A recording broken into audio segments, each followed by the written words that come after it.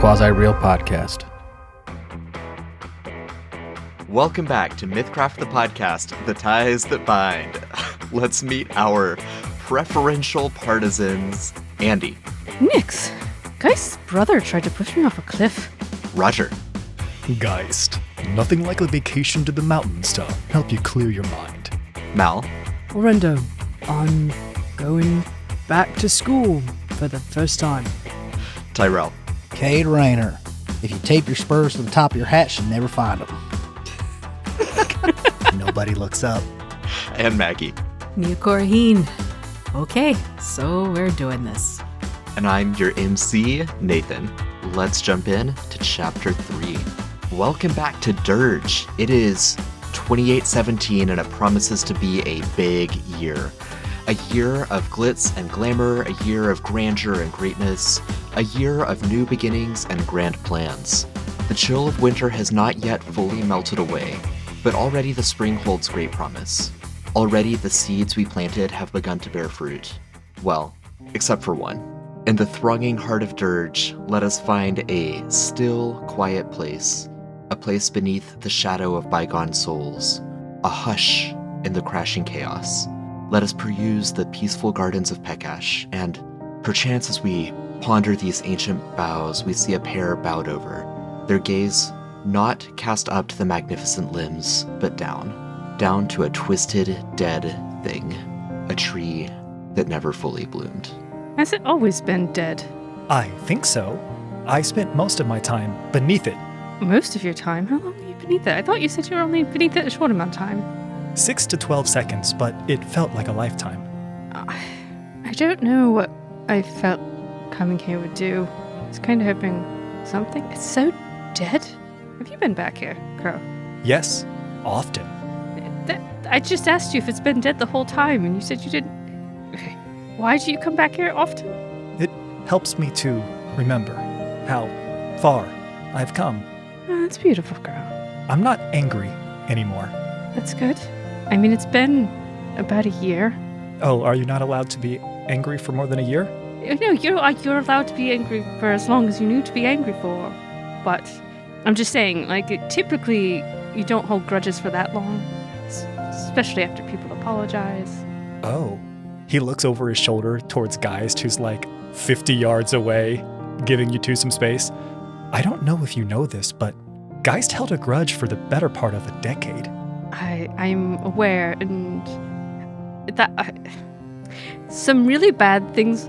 No, you know what? Maybe you should have been mad for longer than a year, because he did bury you, and that is pretty egregious. But he apologized, and I'm pretty sure the people who did the thing to Geist didn't apologize. Nix. What? If I had to be buried again, to be here having this conversation with you, well, let's just say I'd be buried 1,000 times. Thank you, Crow. You're welcome. Now, what should we do about this tree? It's tacky, dead, and I think we should destroy it. Bring the matches. Of course. All right, before Geist notice, let's just set it on fire. Would you like me to cause a distraction? Yes. Crow is going to begin running around frantically, screaming, "Oh God, not the bees." Solid plan. I think Nix just watches this for a while, distracted herself, before she takes out a match and just lights the dead tree on fire. Just stands there and watches it while Crow screams about bees. For the record, I don't believe Geist spot it for a moment, but he also does not approach while you light the tree on fire. She would let it fully catch fire, and then she would walk back over to Geist and just take his hand. I don't know how to get Crow to stop yelling about bees. He tires himself out eventually. I found it better just to let him get the energy out. He's gotten much more energy since we've permanently summoned him. Did he get attacked by bees? Where did this come from? No, I believe it was in one of his picture books that we've been doing together. You have a picture book about getting attacked by bees? Well, I got it from a bargain bin, but he's come a long way since his chart of emotions. He's learning other things. I believe he's learning improv now.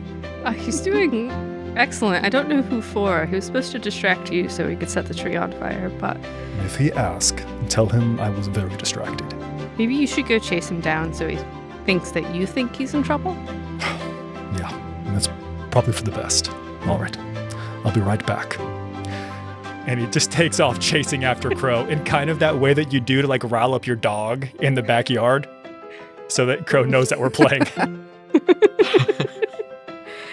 Nix would wait until they eventually came back over.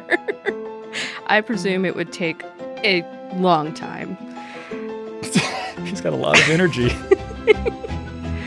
Do you know when Nia's thing is? We just got back and I haven't even checked in yet. Well, I believe we have this. And he takes out what I can only imagine an appropriate like invitation, flyer, something had reached us regardless of where we were at that has the specifics, date, time, location. I think it's like really, really elaborate pop-up style. So it would be like Amazing. you'd open it up and it would like create like a little like fountain that looks like the fountain in front of the mayor's house, and would have like all sorts of little like it would like burst little confetti for like it would be the most obnoxious invitation you could think of. Yeah. Is it enchanted to play music and not stop after you open If it? that's an option, Loudly. absolutely. But I'd like to think that it's like an old school Hallmark recorder style, so it doesn't sound quite right. Like it sounds kind of almost like in a slightly off tune of whatever it's supposed to be playing. Yeah, it's awful. It's so bad. Guy shuts it quickly. All to say, this elaborate display of pop-up and music and prestidigitation confetti announces that the Masquerade Ball is to commence at sundown tonight, which would be 6, 7 in the evening. Well, we have this card that won't shut the fuck up. May I have that? Yes. Geist hands it to Crow. Should we bring Crow? Well, I imagine that is entirely up to Crow. Crow, do you need to tend to the shop this evening, or will you be joining us? Well, there are some important things I have to do. Maybe I'll make an appearance fashionably late. Just make sure you make like a grand appearance. Like make a moment of it. Make sure everybody knows. Crow looks to you directly in the face. Absolutely. I will do just that. This is gonna be great. Geist is just shaking his head from behind Crow. Oh my god. You said he's still discovering new things. This is gonna be great. Yeah. Well, you're probably right. Well, how much longer do you want to stick around here? You want to watch it burn all the way?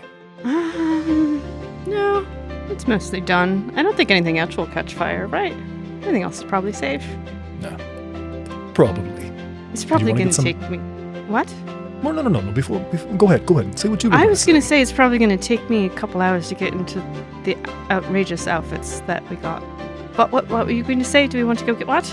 I was gonna ask if you would like to maybe stop and get some ice cream before we go and get ready. Oh yeah, let's go get the ice cream from that one place that had the gross fish ice cream. I mean, kudos to them for experimenting and trying something new. Maybe they've got a seasonal flavor. Maybe we can get something for Crow or Valor. Do you think Valor would like an ice cream?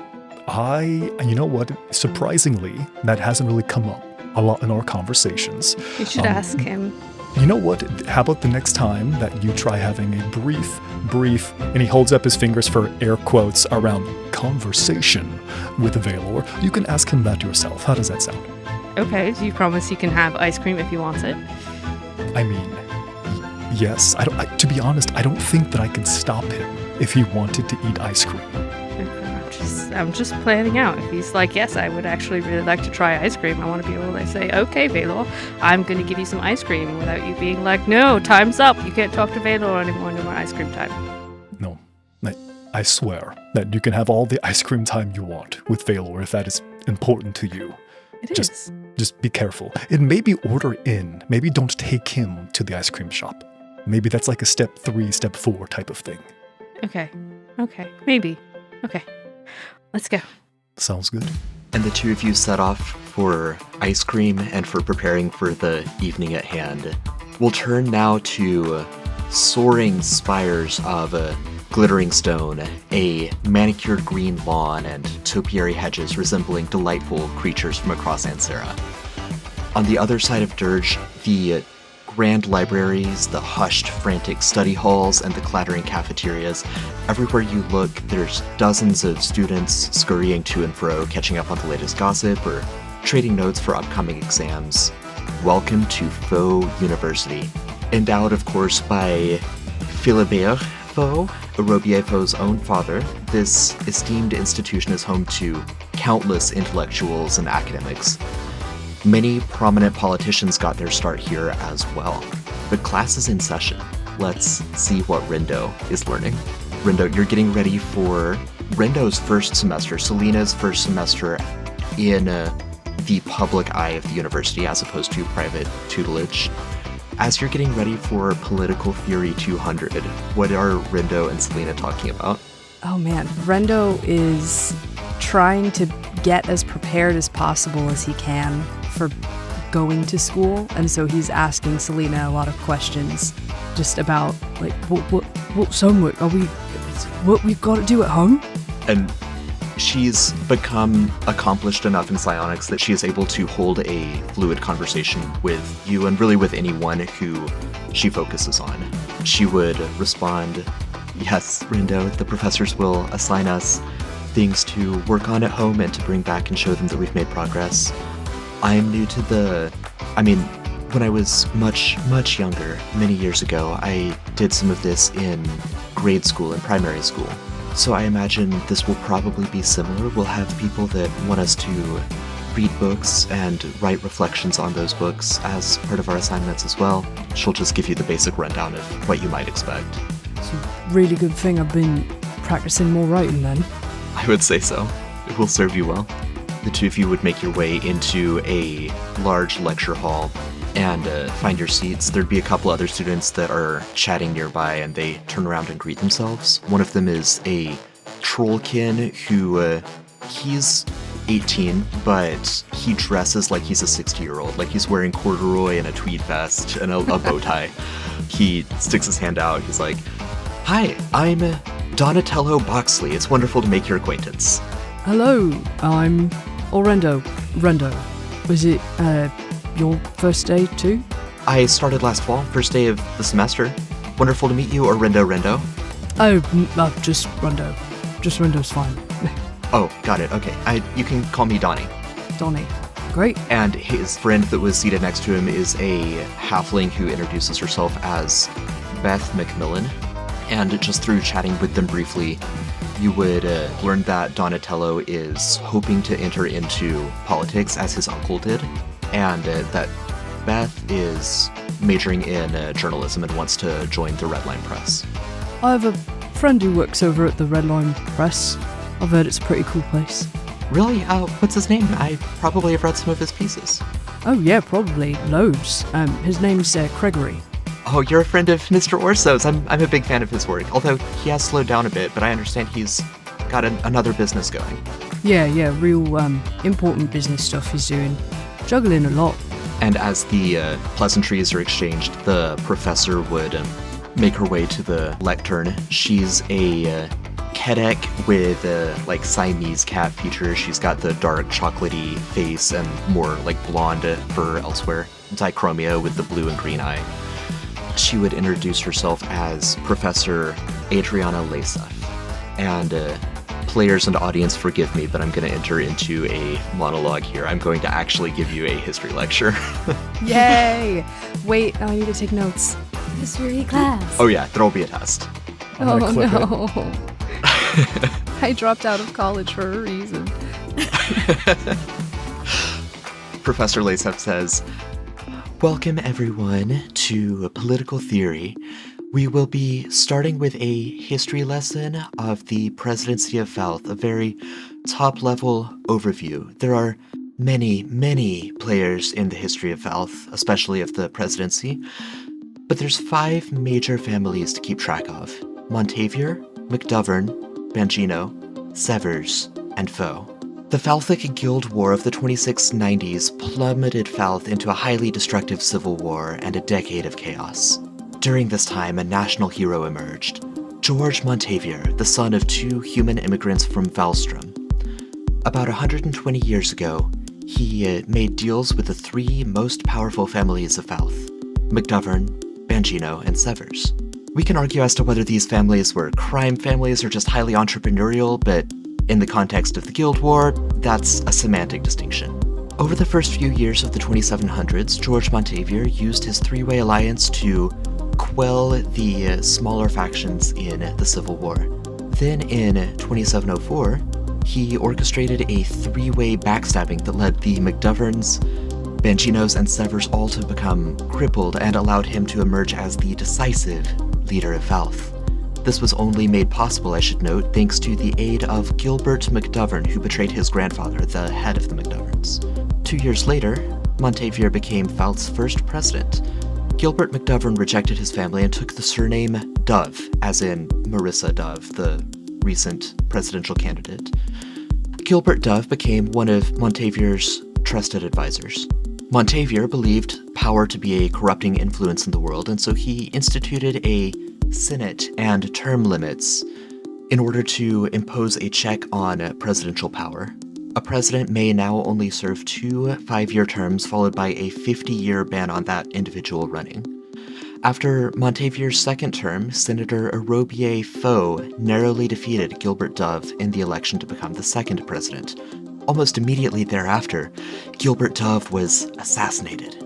President-elect Foe was implicated, and his first presidency is marred by the shadow of the scandal.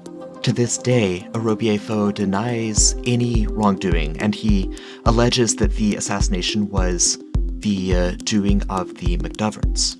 The third president after Robert Foe was Catherine Bangino. She reduced the power and scope of the government, in which mob families immediately took advantage of that to re-establish their significance. The fourth president was Martin Van Buren, but he was completely irrelevant. The fifth president... Like, wait a minute. Correct. No, that's accurate. The fifth president was Jonathan Severs Sr. Unfortunately, he was almost immediately assassinated. Most historians agree that it was the McDoverns, but they deny this. His vice president, Gina Lasef, one of my ancestors, became the president, and Lasef oversaw the institution of the National Railway System. I'm skipping a little bit here, focusing on the 5 families. The 7th president was Hartford Bangino. 8th was Alexa Montavier, daughter of George Montavier. Alexa established the Montavier Hospital, and her second term ran a little bit short. She was inconclusively believed to be assassinated by, say it with me, class, the McDoverns.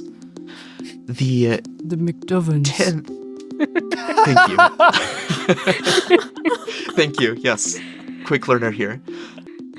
The 10th president was Amelia Severs. Her administration started about 50 years ago, so in the late 60s of the last century. She's still alive, quite old at this point, but she's under house arrest for widespread corruption allegations during her term. The 11th president was Robert Foe again. This was his 3rd term as president. He became the first president to achieve a 3rd term by serving 2 terms, waiting for his 50-year period, and then winning elections again. Now we are on our 16th president, Wilson McDovern. This is the first time we've had a McDovern in the presidency. So we've seen the Severses, the Banginos, the Montaviers, and the Foes. Now it's McDovern's turn. We're in exciting times for sure. History in the making. Alright class, so for homework I'll have you all read chapters 1 and 2 of Politics of Dirge, Gangs to Governments. We'll see you in 3 days' time. Whoa. And Gina Lasef would take her leave. She's introducing herself and shaking hands with some of the students on the front rows. Selena is using telekinesis to take notes with a pot of ink and a quill pen on her notepad. Rendo's reading off of her notes. He got a little bit of stuff down, but we got Martin Van Buren. I never heard that name before, and it really threw me, and then I kind of stopped listening. Selena would nod. She'd project so that you and your 2 new friends can all hear her voice mentally. I feel like I read his name in a footnote somewhere in one of the books last year, but I can't say I remember much about what he did either. Well, I guess there's a reason he was irrelevant. Well, your new friends would take their leave. As they're heading out, Beth and Donnie would turn back and he'd say, well, it was great to meet you both. I hope we'll see you around. And you said you were friends with Gregory. Maybe you could set us up. I'm sure Beth would love to meet him and pick his brain a little bit. Yeah, sure. I'm sure he'd love that. I'll see what I can do. And once more, we will cut to another area of Dirge. Across Capitol Hill from the university, a dazzling train is arriving at station. Thousands of people come and go on the daily, but today is different. Today, the newly elected mayor is rolling out the red carpet for an old acquaintance. The Loca McGee thunders into the station. The wrought brass dwarvish face and the mustache handrail as polished and gleaming as ever. And the re-elected mayor Clarence McGee emerges to great pomp and circumstance. Mayor-elect Nia Corraidhín. What does the reception look like? Just as glitzy and borderline tacky as those invitations, I would say. Like, any opportunity to do it up, we're doing it up. There is an actual red carpet. Everything is like brass and shiny, and I think we got the probably high school band playing something, and like, I mean, we're trying to showcase all that Dirge has to offer by way of hospitality. Incredible. Clarence McGee and his sister Constance would both disembark from the train along with a number of their retinue, their staff. A few reporters from the Granite Bay days are here as well to document the events. This is in the late afternoon, so there's not much time until it's time for your reception at the Masquerade ball that you've put together. So, do you have any events or points that you would want to get across to the McGees prior to making your way? Remind me, are the McGees and party staying at the mayor's mansion after the party as well, like as guests? Or are they staying like at a fancy hotel somewhere nearby? They'd probably stay at a fancy hotel on Capitol Hill, paid for on the mayor's dime or on the city's dime. Gotcha. I think she probably would talk up the area that they're going to be staying in, you know, make some local recommendations or whatever. Again, she's falling back on all of the like MRS training she would have had prior to probably even starting any kind of finishing school, where it's like, this is how we throw a party, friends, you know, like her head is more there than I think the politics side of it. She's leaning on the party planner to be the politicking right now. Awesome. Mayor McGee would tip his hat as he gets off. He appreciates all the grandeur, the high school band, the red carpet, the whole 9 yards. Could I get from you a charisma check of your choice and a politics of Dirge check? Sure. I'm going to go ahead and roll the politics of Dirge for a 22. And then charisma of choice will be... let's go entertaining. So we're entertaining, right? Perfect. Yeah. Excellent. That's going to be a 23. Nice.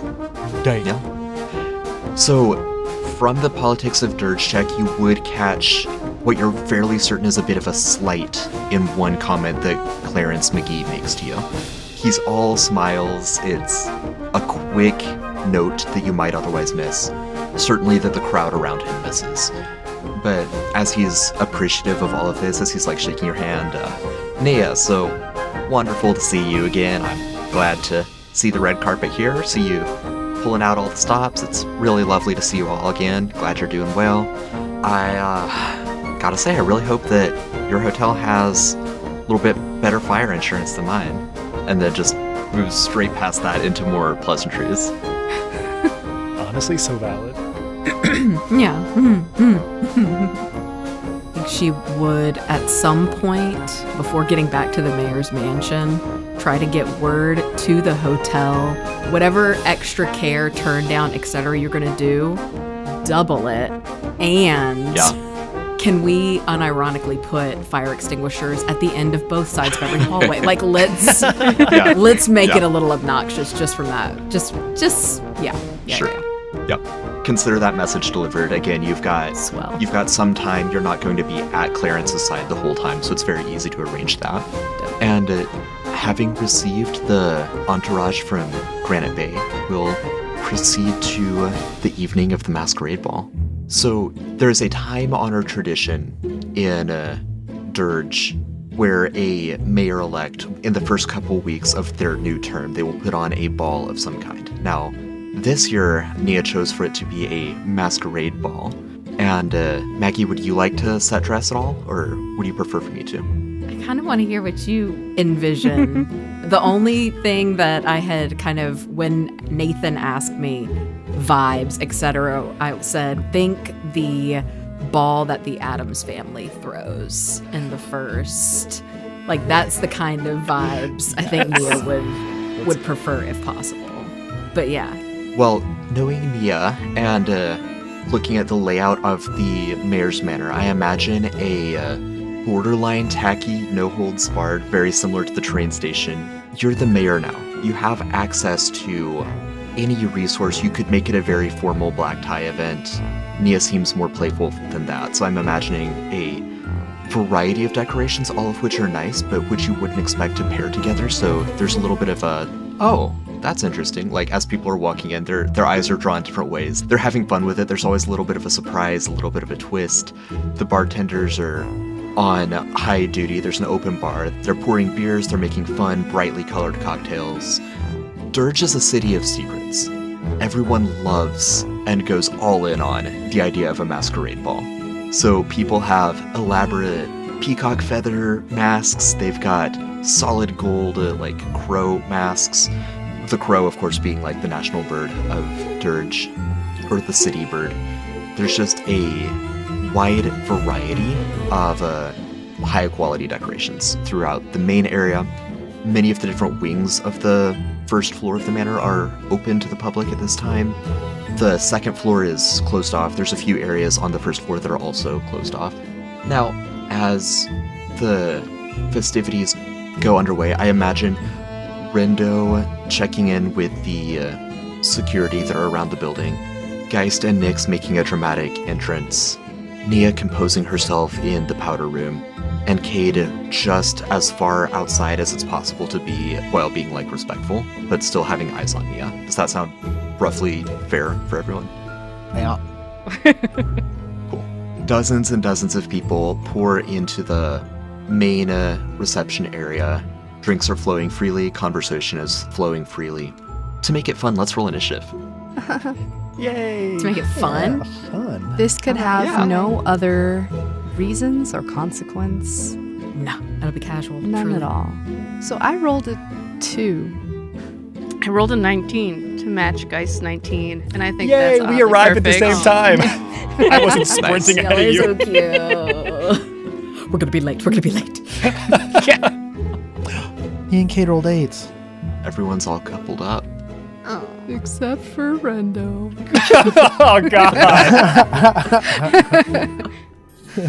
Rendo's alone with his 2. You arrive actually like 3 hours from now. Yeah. Well, we will start with the grand entrance. Nyx and Geist, I'd love to hear how you're dressed for the festivities and what you do as you arrive at the ball. Nyx, please, after you. So, Nyx is wearing an outfit that's far more expensive than anything she's ever owned. It's a very regal, high-collared, sleeveless dress, low-cut, that's in these very royal colors, whites and golds and blues that swirl down the sides and line it, almost like air flowing through it. And on her face, she actually has a full mask that goes across the top of her face, but it's clear. And underneath it, she's let her shift drop. So it's just that black, oily skin. So it looks like it's the mask doing that effect and doing that color, but it's actually just a completely see-through mask with her hair curled and down her back and these big-ass white, almost diamond-encrusted high heels that go up to her knees. And she's trying to run because she thinks they're late. You don't have to run. We're not late, and you're going to break your ankle. Please slow down. No, I'm fine. I've run in worse. As for Geist, Geist is wearing a double-breasted, double-tailed royal blue coat that is accented with silver and golden studs, quite literally silver and golden studs. In addition to all of the fine accoutrement, golden accents along the inside, covering the outside of this double-breasted royal blue coat would be a massive and flowing white cape. White on the exterior, and it drags down to the ground below almost as if it is a small train, as if it were a bridal dress. And on the inside of this white flowing cape would also be royal blue patterns, but sparkling on the inside as if they were fireflies would be golden shimmering hues, as if they are changing and adjusting as the wind ever blows around Geist. He is wearing what appear to almost be knee-high, borderline thigh-high riding boots that have golden and silver filigree, and while they are not heels, they definitely have the slightest bit of platform at the bottom to elevate him more so than just his status now steps into the space. Fantastic. And you make your way past a couple security guards that are manning the front doors, and you can head into the main room. There's dozens of people around. You would recognize many of them.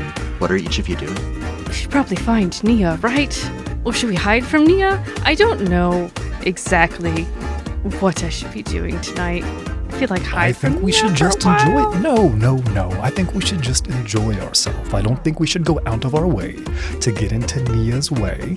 Nia's very busy, very popular. Let's enjoy ourselves at the party. Guys, And I'm if an chief of staff. opportunity- I'm probably supposed to be helping No. with this, and I kind of No. just abandoned her for a month. Listen, Okay. listen, Yep. listen to me. You're amazing at your job. You would not have left the town with me had you not already prepared everything prior to your departure. I am sure that Nia followed your documents to the letter while you were gone. You left a binder of some kind, I'm sure, right? Sure. Well, I can't see how you wouldn't have done that. It wasn't a binder. I left some notes. Then you have nothing to worry about. Nia's been doing amazing, I'm sure. We're going to walk inside these doors right now. It's going to be beautiful. It's going to be lavish. It is And going to be. everyone here is going to be excited about the recent few weeks of what Nia has been doing for the city. I have no doubt. Okay. Let's just go in, have some drinks, see what happens, and yeah, let's do that. Bump elbows, meet some people, have some conversations. If you would like, maybe we could come up with some alternative personas, and maybe we could speak to different couples around the room and tell them different stories and different backstories as we meander. Do you want to do that? I was just throwing it out there as an idea. It's a masquerade. That seems like a ball. well thought out idea. Okay, we'll just be completely different people and go in there and just pretend to not be us. Sure. Yeah. Okay. I'm not going to say that I'm not excited about it Sure. because I am excited about it. Okay, you are very excited about it. Do you already have a persona picked out? Here. You seem And like he hands already you a have piece of paper with a couple of options on it. Oh, you've been thinking about this for a while. Okay. Geist, my whole life has been being different personas. You know that, right? I do indeed. Okay. I thought and we can make it a competition of some kind, and I figured you'd be much Wait, better. no, hold on. Oh, no, hold on. Competition. I mean, if you're not interested in the challenge, What's the stakes? No. What's the competition? It's easy. The first one to get discovered loses, and whoever wins gets to pick our next date location. Deal. She's gonna shift the rest of her body. Yeah, she's going in there. She's gonna be an air elemental to match, and shorten up her hair. We're going full change. It's on. She's gonna run into the door without him. He just smiles to himself and slowly walks behind. As you make your way in, we'll turn to the ladies' room. What is Nia doing?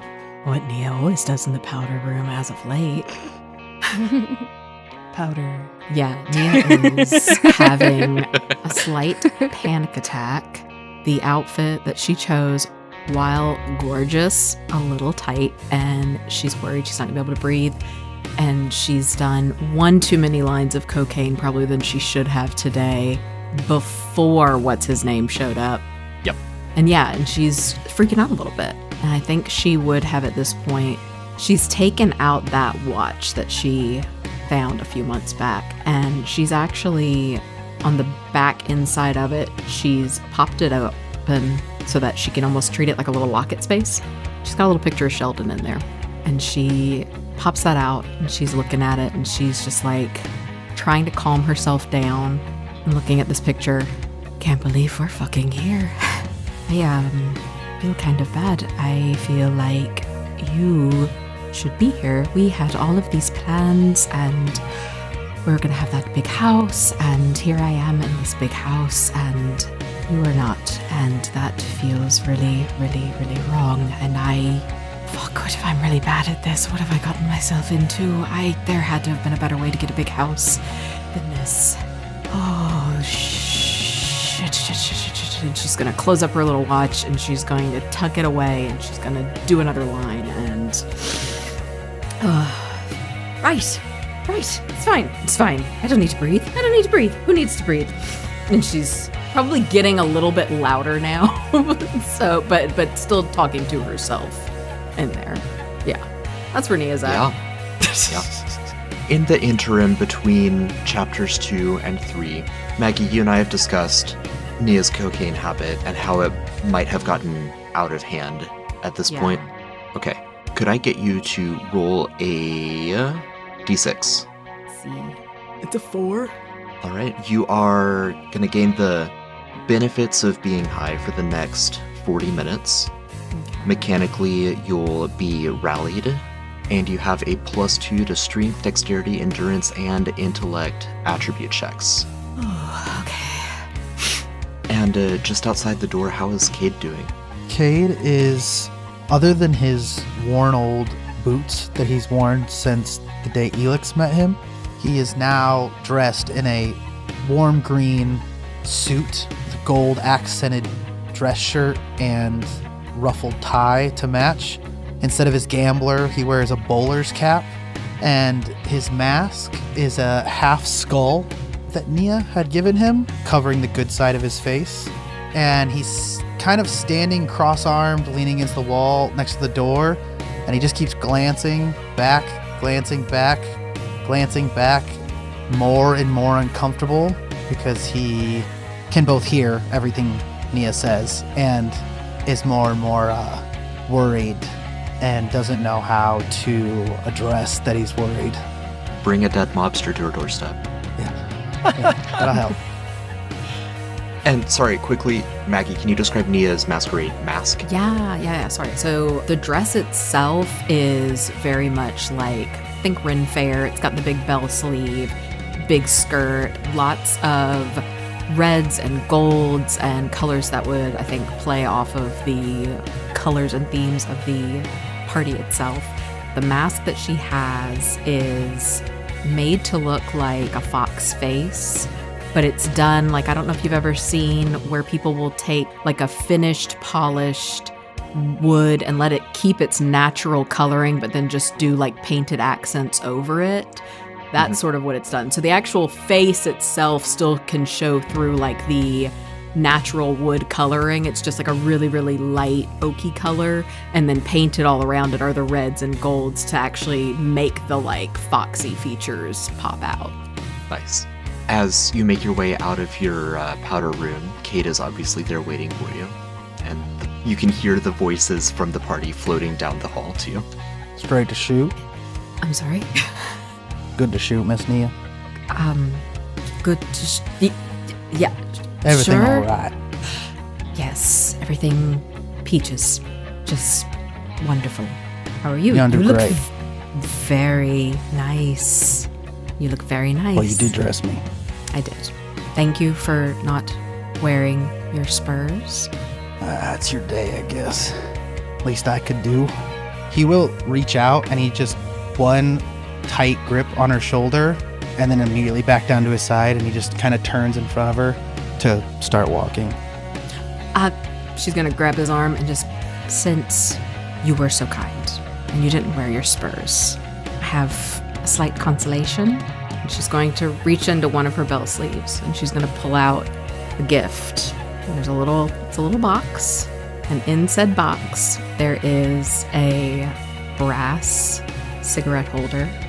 Around the edges of the cigarette case are like filigree kind of engraved, and more toward the center, it sort of like emboses in, and there's an image of basically death. It's like a skeleton with a big cloak on it, and he is embracing this maiden.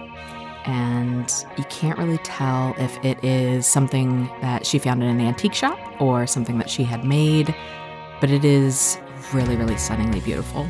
Oh my god, it's amazing. Now, Miss Nia, you didn't have to go out and get me anything. We'll call it mutually beneficial. Fair enough. Could I have a cigarette? Of course. He pulls his torn up half pack of cigarettes. From the case. There's already some in there. Oh, stuff it back in his pocket and take it and pop it open. Oh, this is too fine. Too nice for me, Miss Nia. Just the right level of fine for the mayor's bodyguard. Close it, and then get one for yourself. So he closes it, and he pops it open, gets one for himself. And the one that you had taken out for her has already been replaced. Well, goddamn. This might be the best present I've ever gotten in my entire life. He's like, his eyes are starting to well up a little bit. His eye is starting to well up with a tear. I can't be having you go around with only 2 cigarettes for the both of us. Thank you. Thank you for this. This is real fine. And he shuts it. He turns his hand and put it in his breast pocket, and you can see on his index finger of his left hand, tightly wound, is a ring of multi-layered twine nestled there. Shall we? I suppose they'll start sending search party if we don't. And Cade lights a cigarette and starts sauntering out into the ball. And as you do, we'll turn now to Rindo and the various security guards stationed around the premises. Rindo, what all are you up to? Trying really hard to pay attention. It hasn't been a terribly exciting couple weeks. Not that he was expecting it to be, but it's just got to be stationed at this party. He's doing his best to pay attention while also making sure the other security is paying attention and not like napping while standing up. And also not wandering off to go get a drink when they're supposed to be working. Right. Yeah, you'd walk up to a couple of them and they'd, actually, can I have let's make it a luck check. Why? See, because charisma is the other one that I would ask for. Fair. Okay. 11. Yeah, you walk up to a couple security guards in the main ballroom reception area. And as you approach, they both give you little salutes. They're not quite sure how formal to be with you, as they're also 2 weeks into this job, and... Oh no, don't gotta do all that. Yes, sir. But just Rendo's fine, please. Yes, sir, Rendo. Okay. Oh, no. The one of them is just standing there waiting for you to offer any instructions. Looks very expectant, like he's ready to prove his mettle. Right, so everything quiet so far? No, Rendo. I mean, the music is loud and the conversation is even louder. Yeah, no, that's not what I meant. But if someone asked me that, I'd probably think the same thing, so it's fine. Anyway, just keep an eye out for any suspicious-looking activity. Don't take action without talking to me first, please. Yes, Rendo. You can count on us, Rendo. Perfect. Right. The other guard looks much more calm and at ease. He's older, and he's obviously a little bit embarrassed by the enthusiasm, I guess, of the younger one. Please keep an eye on him. Right, don't worry about him. And as everyone begins milling about, there's tons and tons of NPCs here. I will quickly draw attention to a few of your new acquaintances in the Corraidhín administration, in the mayoral cabinet. There's Casimir Boxley. He's an older Trollkin fellow, and he is the city attorney.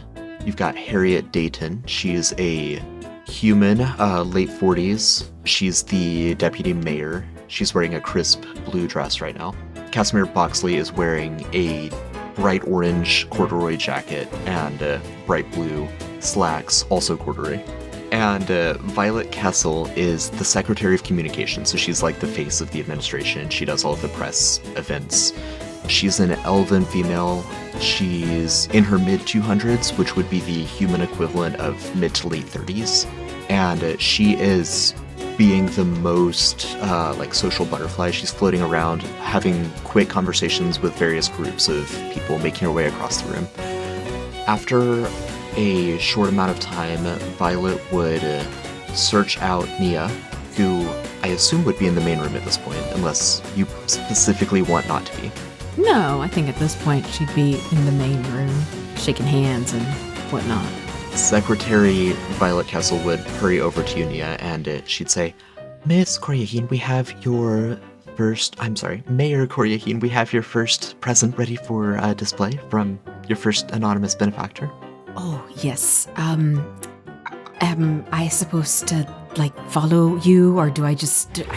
I'm sorry, it's been a really busy day, and it took a lot longer at the train station than I anticipated. Please say no, of course, just come with me to the stage, accept it graciously, thank you, anonymous, all of that, and then you can... Lovely. Yes. So she'll make her way up to the front stage, gesture for the band to lower their volume, eventually to a silence, and then she'll say, Ladies and gentlemen of the Masquerade Ball, thank you all for joining us this fine evening. Over the course of the evening, Mayor Corraidhín will graciously accept a number of anonymous gifts from various benefactors throughout the city, throughout all of you fine folks, so thank you all in advance for those. We have our first gift ready here, and she'll hand you a gift-wrapped box, maybe 6 inches to a side, cubicle in shape. Delicately and almost obnoxiously, methodically unwraps said gift in front of everybody. Oh, what could this be? This ribbon, though. Mm-hmm. You pull the ribbon off, you undo the paper, it's a nice paper box. What's in the box? You open the box.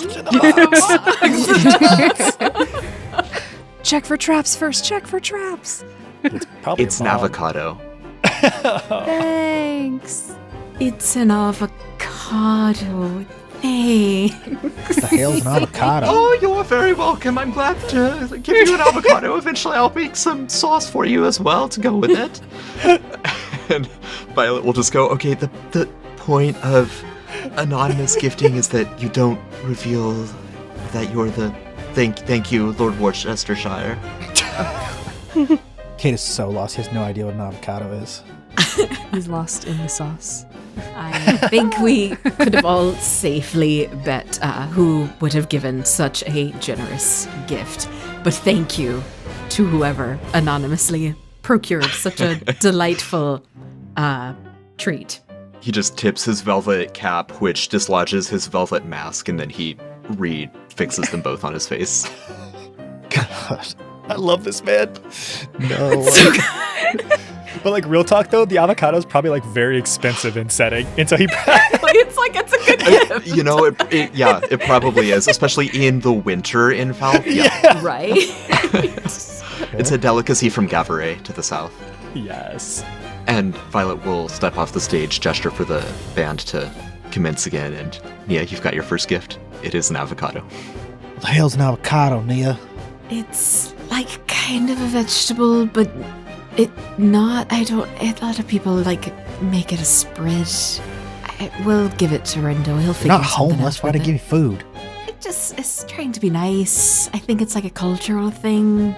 Oh. Because they're All like right. hard to find, but you know. Oh. Yeah, okay. So it's like exotic. Yes, that's exactly what it is. It is exotic. All right. Do you want me to hold it or something? No, I gave it to what's her name? There's like a table. They're putting it all on a table or something. Oh, all right.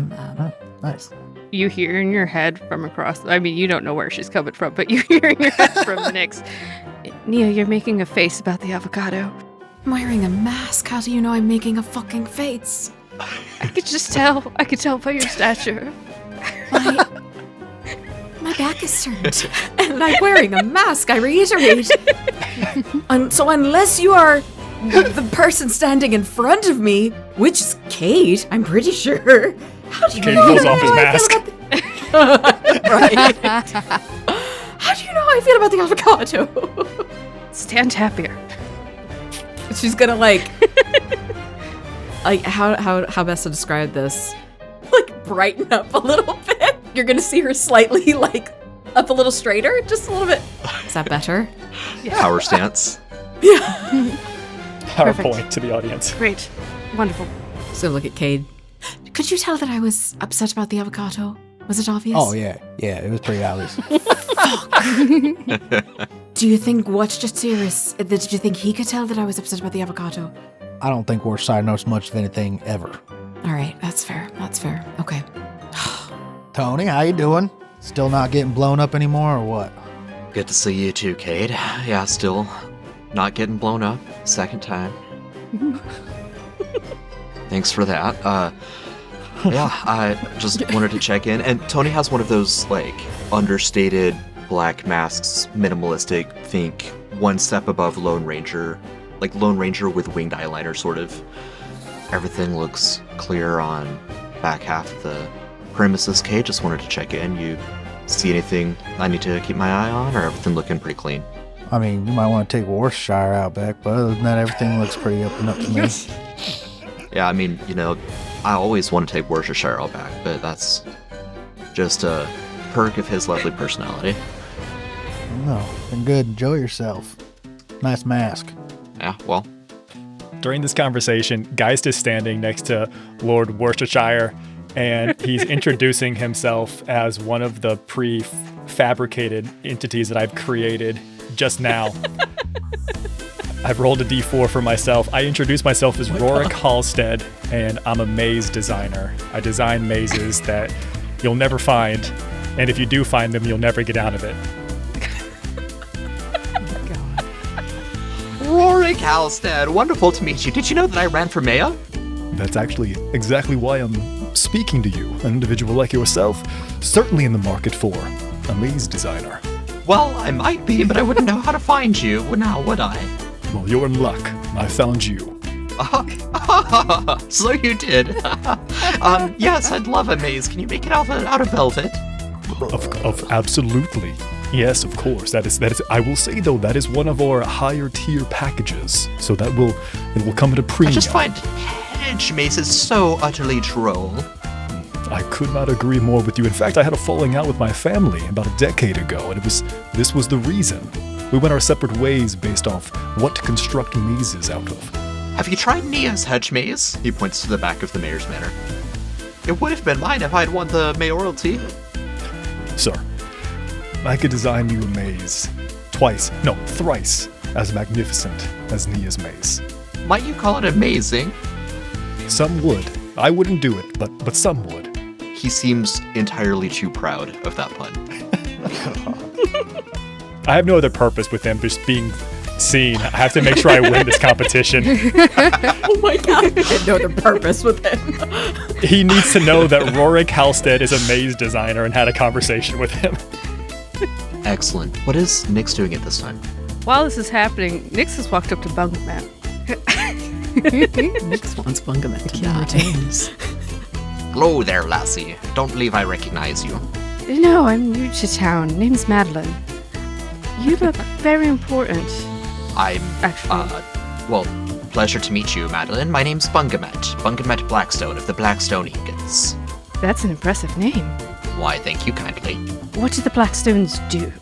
We smelt, mostly. We own and operate many of the smithies in Ashstacks, the neighborhood to the west of the river. Oh, so you must have gotten her something very impressive then.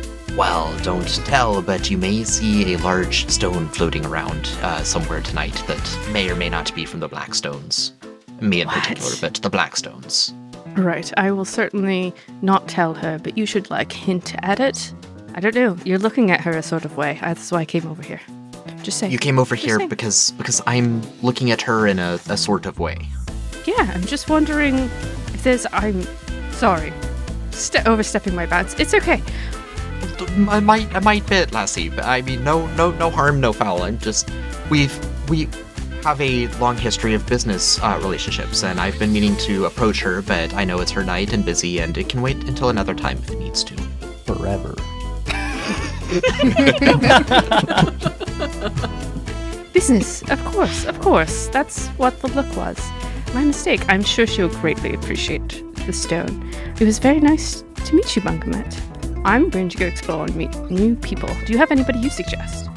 Well, Magdalene, I mean, there's a great number of people here. If you're... Are you looking for entertainers, politicians, journalists? Interesting. But not the might velvet guy. recommend, he's the most eclectic person in the room, to be sure. Interesting. You see the woman over there at the bar in the halter top?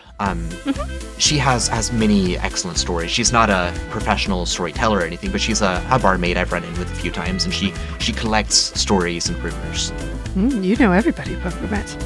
Okay, she's gorgeous, absolutely. I'll go talk to her. Bye. And she's just going to immediately take her leave and head off. Stir all the pots tonight. Yeah. So you weave past former President Gary Ravano and current President Wilson McGovern to go and speak with Tristan Orso. A VIP. Yep, she makes a purpose of giving them zero attention because that's probably more interesting than actually looking at them. Yeah. Excuse me, she'll actually bump into one on accident. Excuse me, oh sorry. You see 3 security guards tense up when you do, and then they relax when you just keep going. Rendo's one of them. Rendo's gonna throw me out of this event by the end of it. Yeah, I mean, nobody recognizes you except for Geist. So a couple things happen as you make your way toward Tristan, Nix. One is you would see Bungamet get up and start making his way across the room toward Nia. The other is as Rindo tenses up, seeing the security guards all freak out for a moment. Rindo, an individual wearing the academic regalia, like the big robes with the stripes on the sleeves, would intercept you, and you would recognize this individual as Professor Black, the individual with the human with the pronounced nose and the shoulder-length black hair. Makes his way up to you and he says, Rindo, I thought that was you. I'm pleased to find you here. May I get you a drink? Speak with you privately for a moment. Yeah, we can speak. I'll glance back around at the security that's near me and trust that they can handle the situation without me in the room. Yeah, you don't see anything that would cause you any alarm, except for the daggers that Cade is glaring at Bungamet as he's making his way across the room. You can handle that. So Professor Black would just pull you into the entry foyer, and he would say, I just wanted to inform you that I believe I may need to cash in on that favor you owe me from the invisibility prank. Yeah, that. Right. Yes, I need to set up an experimental procedure somewhere that will be off the books, shall we say, untraceable in a location that individuals may not otherwise look for, and I believe that a room in the basement of the new lease would be ideally suited for that. It won't impact you at all. I just need some space and some privacy and a key to come and go in my own time. Can I ask what kind of stuff you're doing? Magic, and he wiggles his fingers. Oh, God, give him whatever he wants. Nope. Well, now I'm even more interested than before. You know, Rindo, suppose that you open one of your, an area in your basement to my experimentation. Supposing that things go well, perhaps I can show you the fruits of my labor before I show the world. Nothing feels creepy and off about this at all. This is how Rindo dies. No, this is how Rindo dies. Yeah. Well, I mean, I think I've got some space in the storage room downstairs. Just don't mess with any of the food or tamper with the alcohol or anything that's down there. Oh, certainly not. No, I would simply need a partition, just a curtain or something. I'd stay well away from your food and your supplies. Right, and no one's getting hurt, right? No, certainly not. You're not experimenting on someone? I'm not experimenting on individuals, people, animals. I'm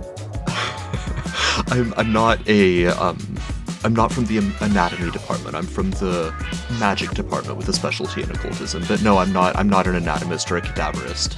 Anything of the sort. Cool. Right, okay.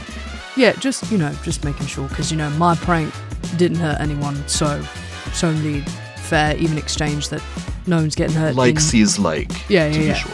Right. Yeah. So yeah, I don't know about getting you a key, but there's always going to be somebody there, so I can make sure that you'll be let in whenever you need, and not bothered. Very good. That seems only fair. Well, thank you, Rindo. He'll hold out his hand. You will shake his hand.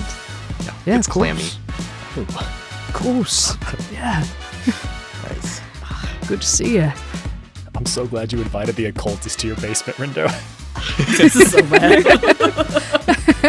I've had worse down there.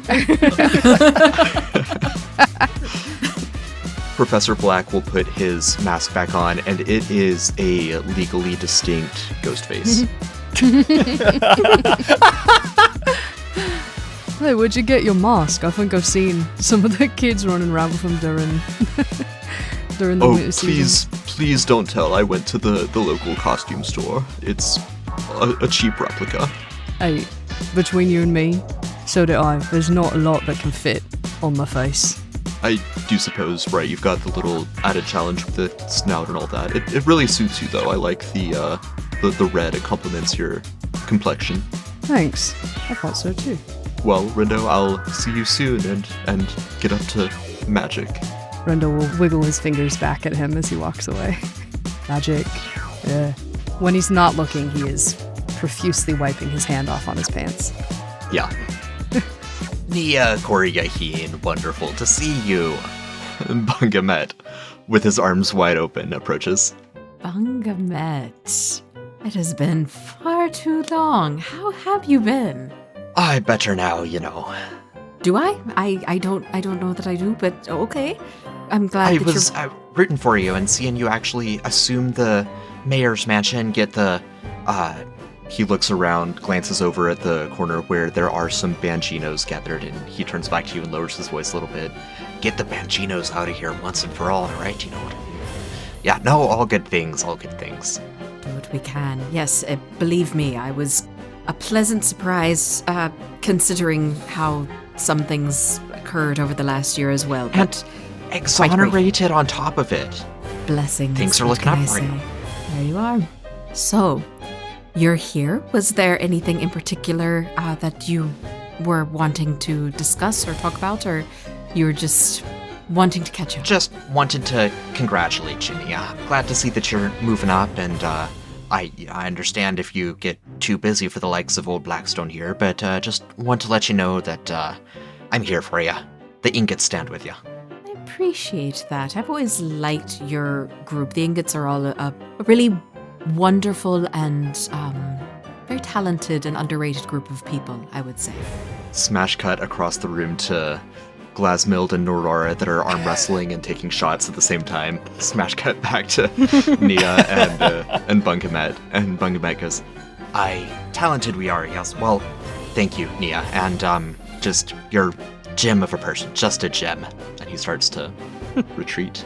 Kate's cigarette in his mouth is pulled all the way down to the filter, and his hand is almost cracking. It's gripping the grip of his pistol so hard. I was gonna say, and he is quietly chuckling to herself while looking over at Kate, like, easy. It's all good. Snaps open his new cigarette thing, pulls out a new cigarette, and looks at it for a second, and snaps it shut and closes it. And he's like, uh-huh. And he just lights another cigarette. I think, if anything, she would probably start to walk past him to continue talking to people, but as she breezes past Cade, would just say something to the effect of, if you're going to be mad at anyone, I'd venture to say be mad at our friend Nyx for that interaction. Yeah, I'll have a talk with her later. And his tail that was poofed completely huge, slowly started to come back down. Not the poof tail. During these most recent conversations, Geist noticed that it appears as if Gregory is having a conversation with a group of local nobles or some individuals from other higher families. Geist is going to go sit down at this table and attempt to introduce himself as another one of his personas that he's created to make sure he doesn't lose. Okay, hold on. This is interesting, and I knew this was going to be a gamble when I added it to my roll table, but I'm going to stand by it. Geist is going to introduce himself as Ventus Histare, Prince of the Ashiadir Conclave, to this group of nobles. What? Can you make a luck check? Yeah, obviously. I can. I won't, but I can. It's an 18. It's an 18. Okay. Gregory looks over at you and goes, "Incredible. You remind me very strongly of an old friend." I get that a lot. I've got one of those masked faces, they say. Very good, very good. Do you mind if I put that in my piece? And he's like vigorously notating while he's conversing. Of course, I'd be more than happy to give you an exclusive if you'd like to learn about my family's relationship with our new mayor here. Exclusive with the Histare Conclave. Is that transferable? I have a business partner who specializes more in the political scene. Sure, yes, of course. If that would be better for them, I'd be more than happy to set up a time and a place to have that conversation. Yes. He nods. I'll introduce you to Amy Hogan. Amy Hogan. Of course, I'll remember the name. The other courtiers and nobles are making small talk. Is there any lore of the Ashiadir Conclave or the Histare tribe or any particular seeds you want to be sure get planted with the social elite here? To a lesser degree. I don't think it's super prevalent, but I think some of the conversation that Nyx, Geist, and Callista had during their time in the Cloudpiercer Mountains, I think starting to plant some of those seeds, having some of those conversations about what the Historic Conclave can and will do for and with Dirge, and just planting the seeds, see if the other nobles take to it, what their vibes are, if they seem like it's a good idea, a bad idea, just to, you know, circulate the name and circulate the concept more than anything else. Perfect.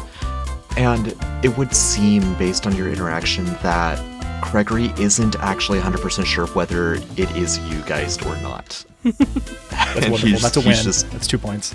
Yeah, he's just rolling with it. Violet Kessel, the press secretary, would make her way back to the front stage and gesture for Nia to join her. Oh, shite. I gotta go back up there. All right. Nia's gonna be markedly peppier in her walking and all of that as she goes up to stage. Esteemed ladies and gentlemen of the Masquerade Ball, thank you all again. It's time for our second anonymous gift. And she'll hand you a slim box that is similarly papered and ribboned. More excitedly, oh, what could it be? You hear, good job, in your head. Ooh. Amazing. It is a gorgeous mirror, gilded in gold, polished silver reflective surface. It is a mirror of minor magnificence. It costs 5 essence to bond with this mirror. When you are bonded with this mirror, by looking into it for 1 minute, you can magically do your makeup once per day. Damn. This is a very nice gift. This is a very nice It cannot, I'm sure, Maggie, you will find ways to push the bounds of what this can do. It cannot change the physical shape of your appearance, or it can't make you appear to be a Kleppen, for example, or a Kedek. Have you seen the way people contour? If I can find the tutorial, can we get You can be creative with it. Okay. You can be creative with it. It will not do prosthetics. I will allow for creative contouring. Thank you very kindly to whoever procured such a lovely gift. She is actually, like, genuinely very excited about this gift. Yeah, there's polite applause and oohing and awing throughout the room. You make your way back down off the stage. People are continuing to mingle. President McDovern, recently elected, recently sworn in, would make his way over to you. Nia, he's wearing a large black mask, but he's also a sizable human. Everyone immediately knows who he is. There's no possible second guessing that that's the president. He gets up to you and he'll say, splendid party, Nia. You've really outdone yourself. I just wanted to let you know, and he seems as out of his element as you feel. I wanted to let you know I will not be able to make the meeting with Mayor McGee tomorrow. I'm sure you're going to be able to handle it, mayor to mayor. I have to deal with the tensions between Shadradoth and Valstrom that have flared up again. It's quite understandable, and absolutely, I'm happy to take that meeting solo. I appreciate you letting me know. Hopefully everything will be okay on your end of things. Are you going to be able to stay the full evening, or do you have to make any preparations tonight? I've never been the best socialite, but I'll keep my presence as long as I feel I'm able to before I head off to prepare. I completely understand, and you will not hurt my feelings or anybody else's if you... And she at this point is like trying to appeal to him, recognizing like she can tell that he's uncomfortable. Yeah. If you need to make any sort of exit, please don't hesitate and do not be concerned. Thank you, Nia. He'll wait just a second too long so that it's awkward, and then he'll turn and walk away. Big Ben being nervous makes me uncomfortable. Right, was it because I stayed on the stairs? I thought it would be better for me to be more at his eye line, so I didn't step the full way down, but I'm thinking I might have made him uncomfortable. We'll turn back to Nyx now. Yeah, Nyx is gonna test these security guards. Nyx is just gonna walk straight up to Ravano. I just wanted to come over. So sorry for bumping into you.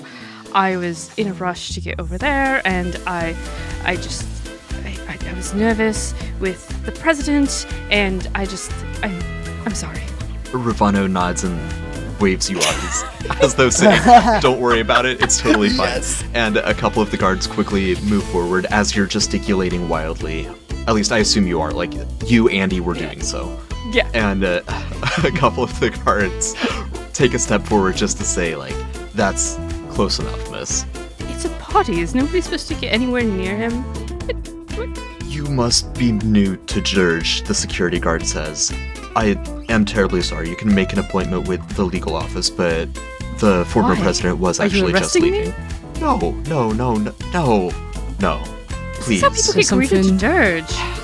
Have another drink. Go have some fun. Something going on over here? I was just apologizing for bumping into this man, and your security guards are threatening me with legal services. Forgive me, Mr. Orrendo, sir. It's all just a misunderstanding. I was only saying that my boss here was trying to make his leave. Now, my boss, you might not know this, miss, but he's the head of Ravano Legal Services. So if you want to speak with him, Ravano Legal Services would be the place to do it. Is that the only place he speaks? We're at a party. Hearing this whole conversation, Geist has dropped his act and has made it across the room and goes and stands directly next to Nyx, Rano, and the security guard. And just giving off this energy of, what the hell are you saying to my partner? How dare you speak to them this way? It just comes up, what exactly is going on here? I was apologizing to this wonderful man here. Apologizing? You could have done nothing wrong. What did they do to you? I accidentally bumped into him. And I was saying sorry, as one does, and now they're threatening me with legal services. No one's threatening anyone with anything. Mr. Ravano, sir, are you leaving? Would you like to not be disturbed? Kate, what do you think is going on over there? So basically, Nyx and Geist have been walking around pretending to be different kinds of people and trying to trick everyone that they're maze makers and stuff like that. And now Nyx is trying to get, I don't know if she's trying to get Ravano thrown out, or maybe the security guard thrown out, or maybe both of them thrown out. Why would she want to get Ravano thrown out? I don't know. I think she likes being outraged. She likes to cause mischief, I think is more the appropriate way of putting it. But it seems rather early in the night for this level of mischief to be being made. Well, at least someone's having fun. I just wanted to talk to the man. No, I'm absolutely sure you did nothing wrong. Don't apologize. Well, you bumped into him. Apologize for that. But don't apologize for wanting to have a conversation with the man.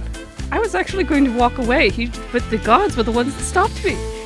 I was in the middle of a wonderful conversation, but I heard raised voices, so I had to come investigate. Forgive me, miss. I'm suffering from a terrible case of laryngitis. Oh no. let me get you a water before you leave. You're too kind. Too kind. I try. I think, looks at the security guard, that's perfectly acceptable and nothing out of the ordinary happened. And we can all I go couldn't back agree to more. where we were standing. Couldn't agree more, Rindo. The guard will retreat. Now, this is Rabano's personal security as opposed to mayoral my bad. security, but he still recognizes Good for you, like, Rendo. Yeah. You know Now, what? Rendo No, put I that stand guy by in his it. place, doing a real good job. I'm head of security. I'm head of everybody's security. You're head of Right all of the side. security. Rendo doesn't know the difference. I'm head of the You might be right. Yeah. I think that guy even worked for us, and Rendo told him what's up. I love that, Verindo. Thank you for the water cup. It's very appreciated. I had them add lemon too. You're welcome. I'm so sorry for all this. I did not mean to make such a scene. I really just wanted to apologize. No harm, no foul. You ever need legal services, you know where to find us. I'll get someone who Absolutely. can speak. Attorney Fibula Keen, she'll represent you.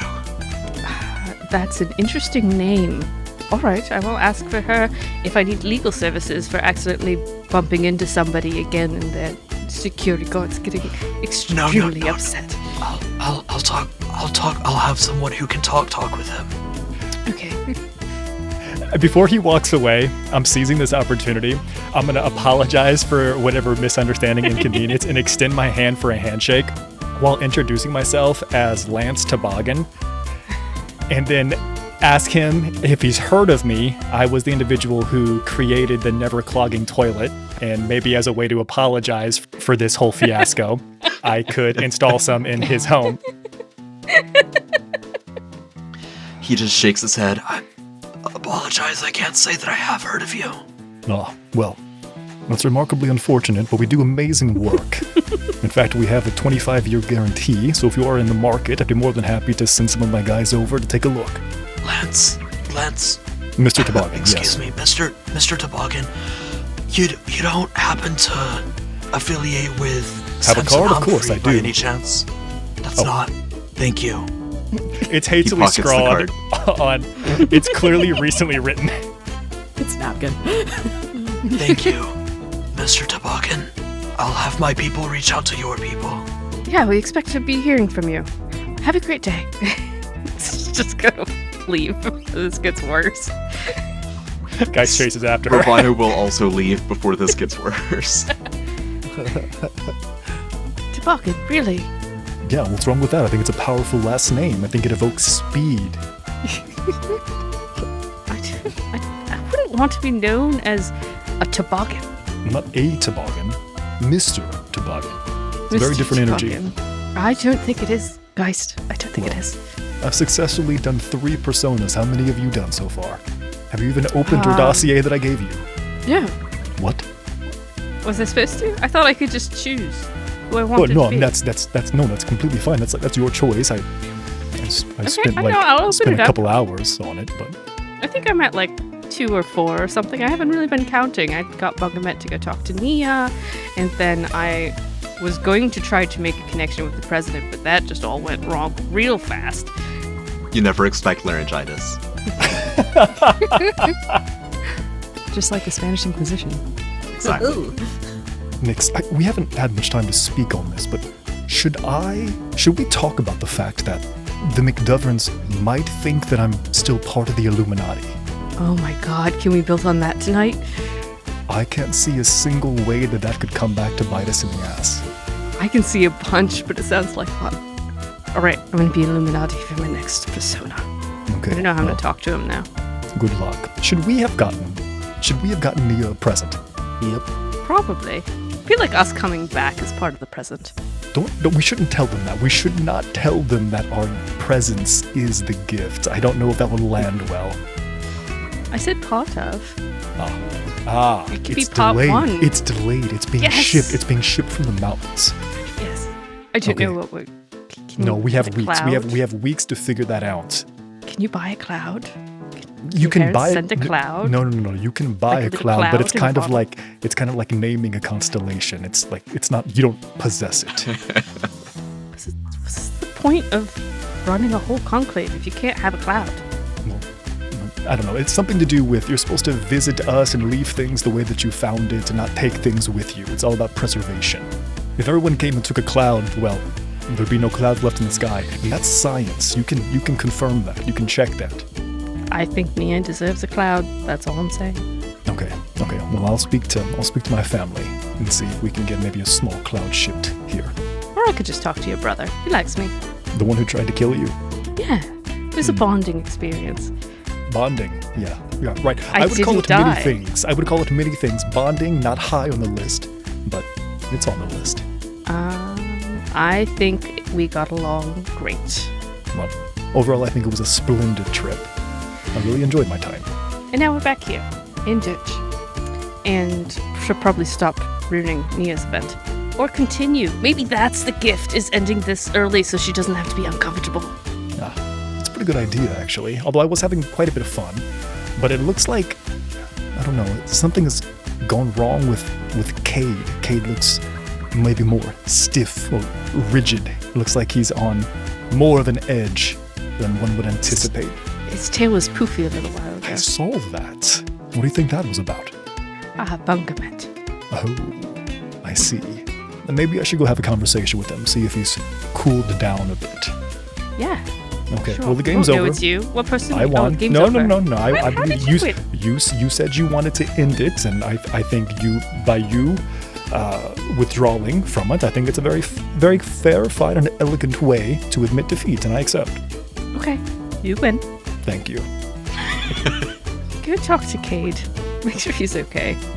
All right, I'll go check on Cade. Should probably tell Rendo not to throw me out. I don't think that person even works for Rendo. Did you see the way Rendo was speaking to them? It was very impressive. It was very powerful. What is Rendo doing at this point? We'll follow the camera as it pans over as they're talking about him. So Rendo was actually kind of trying to covertly keep an eye on those two, just until they dispersed further into the gathering. I earlier had rolled a investigation check to see if I could recognize Geist, and I got a 7.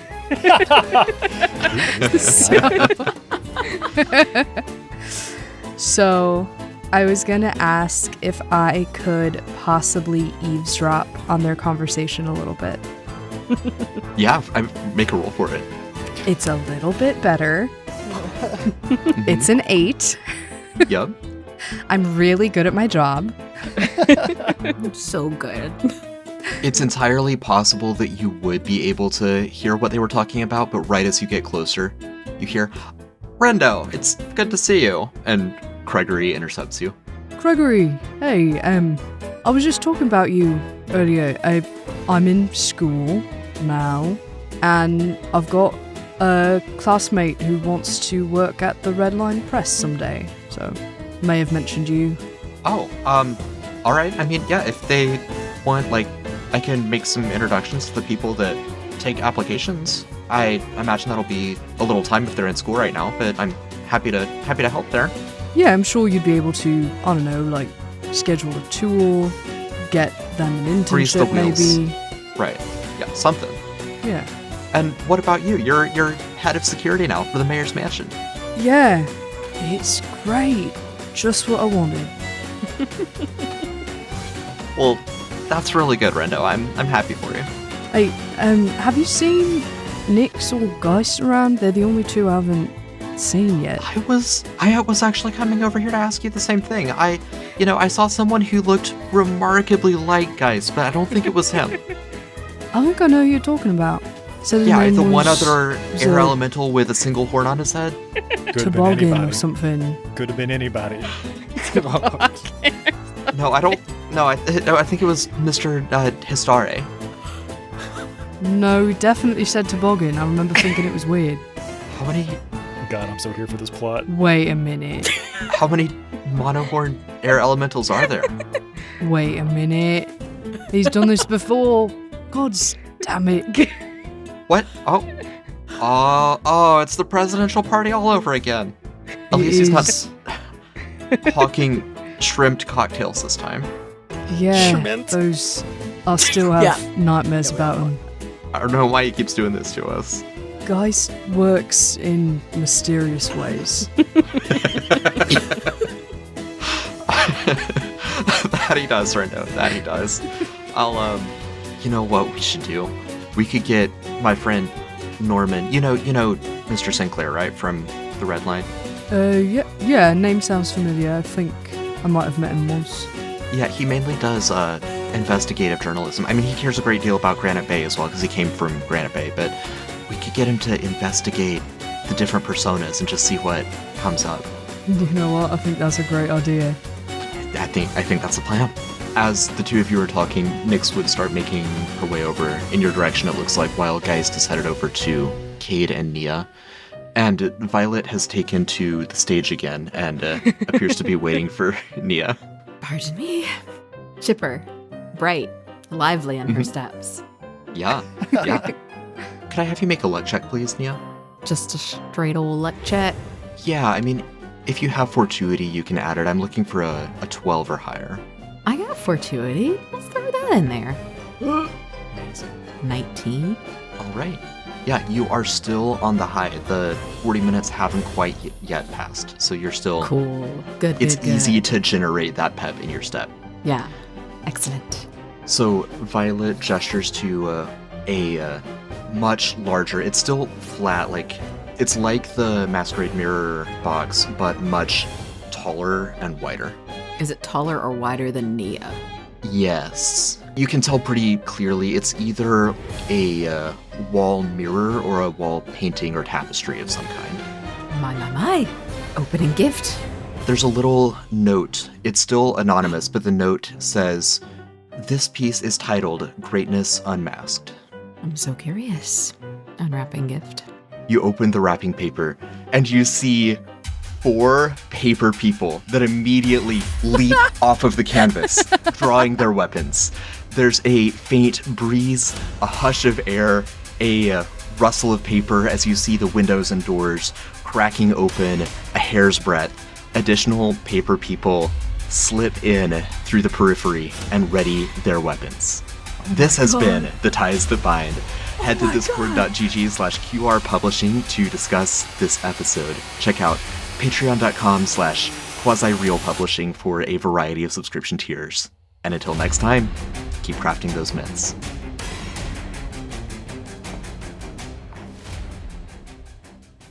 Hey, are you two still hanging out here? Are you guys still in here? Are you guys still hanging out? Hey, are you guys still hanging out in here? Hey, Andy, are you still there? Andy, Yeah. are you still there? Okay. Yeah. I just realized that I forgot to describe what Rendo was wearing all episode. Can I do that now? Yeah, I'll just splice it in. Cool. Okay, so he's got on black leather pants because of course, and a kind of loose-fitting red shirt that's almost like a cross between like a shirt and a cape. I'm not really sure how to describe it. Honestly, I just went on Hero Forge and found something that looked cool and then realized I needed to describe this physically later. And on top of that, he's got like a black doll scarf thing that has metal star shapes along it and a sun star belt, and there's kind of like a cool star motif moment going down the sides of the pants, and just your typical like Zorro mask, I guess, but it's red, so it's the only thing you could find that would fit on his face. Love that. Yay! Yeah, I'll find the perfect spot for that.